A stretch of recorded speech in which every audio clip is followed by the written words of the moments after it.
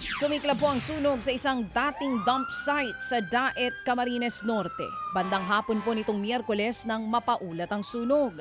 Sa kapal nga ng usok, kinailangan ng mga bumbero na gumamit ng breathing apparatus sa pagresponde. Umabot din po ang usok hanggang sa ilang mga barangay. Patuloy naman po ang investigasyon upang alamin ang sanhi ng apoy. Ninakaw naman ang mga kable sa isang monitoring station ng PHIVOLCS sa Albay. Nadiskubring putol na at wala na po ang mga kable ng kuryente at internet sa Ligaw Observation Station. Dahil nga dito, tigil operasyon na muna ang istasyon.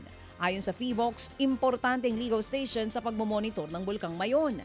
Ginagamit din po ito para malaman ang banta ng tectonic earthquake activity sa Philippine Fault Zone sa Bicol Region. Humihingi na ng tulong ang ahensya sa mga residente na bantayan ang istasyon at magbigay ng impormasyon tungkol sa mga magnanakaw.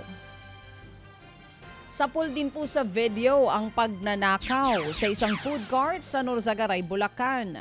Nakasuot pa nga ng sombrero at nakashades ang suspect at mahigit 38,000 pesos po ang natangay nito. Sa tulong ng footage, natunto ng suspect at arestado sa hot pursuit operation. Napag-alamang dati palang empleyado ng nasabing food court ang kawatan. Hindi na nabawi ang kabuuan ng perang ninakaw. Nagastos na daw kasi ng suspect ang 15,000. Nakakulong na po sa Norzagaray Municipal Jail ang suspect. Bugbog naman ang inabot ng isang lalaki mula sa grupo ng kabataan sa Cebu City. Nasa po sa video na nagdatingan po ang kabataan at kinorner ang lalaki. Ilang saglit pa nga pinagsusuntok at pinagsisipanan nila ito.